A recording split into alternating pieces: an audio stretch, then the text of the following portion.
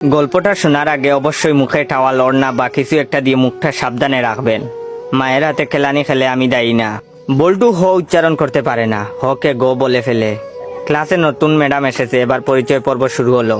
Madam বলল, high ছাত্রছাত্রীরা, আমি পাখি, এবার তোমাদের পরিচয় দাও দেখি।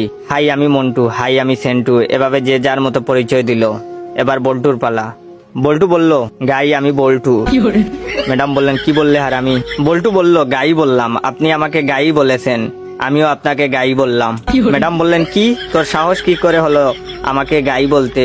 কে তোকে এসব বলতে বলেছে, বল আমাকে। বল্টু বলল, প্রধান শিক্ষক, তিনি বলেছেন ম্যাডাম এসে সবাইকে গাই বলবে, তোমরাও ম্যাডামকে গাই বলবে। বল্টুর কথা শুনে ম্যাডাম কাঁদা শুরু করলো। এমন সময় পাশের ঘর থেকে হেড স্যার আসলো। হেড স্যার আবার ক বলতে পারে না, ক কে প বলে ফেলে। হেড স্যার এসে বললেন, কি ব্যাপার ম্যাডাম, এভাবে পাচ্ছেন যে? প্রথম দিনেই ম্যাডাম রে এভাবে পাদানো হলো কেন? হেড স্যারের কথা শুনে ম্যাডাম আরো জুড়ে জুড়ে কাঁদা শুরু করলো। হেড স্যার বললেন, প্লিজ ম্যাডাম, আপনি এত জুড়ে জুড়ে পাদবেন না, আজ আপনার প্রথম দিন, আপনি এত জুড়ে জুড়ে পাদলে মানুষ কি ভাববে? প্লিজ আস্তে আস্তে পাদুন, তাহলে আমরা ছাড়া আপনার পাদার শব্দ অন্যরা শুনতে পাবে না। হেড স্যারের কথা শুনে ম্যাডাম তো কাঁদতে কাঁদতে বেঞ্চের উপর শুয়ে পড়লো। এমন সময় টিওনো হাজির। টিওনো আবার শ বলতে পারে না, শকে ম বলে ফেলে। টিওনো, কি ব্যাপার ম্যাডাম, আপনি এখানে মুতলেন কেন? বেঞ্চের উপর মুতলে কি ভালো লাগবে?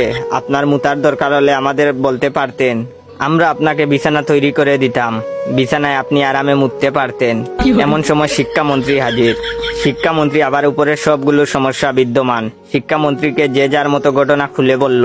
বল্টু বলল, আমি ম্যাডামকে গাই বলেছি। হেড স্যার বললেন, আমি ম্যাডাম রে আসতে পারতে বলেছি। টিওনো বলল, ওদের কথার জন্য ম্যাডাম বেঞ্চের উপরে মুততেছিল, তাই আমি ম্যাডামকে বিছানায় মুততে বলেছি। তখন শিক্ষামন্ত্রী বললেন, ও বুঝেছি, গাইটা পাততে পাততে বেঞ্চের উপরে মুতেছে। এটা শোনার পর ম্যাডাম তো বেহুশ।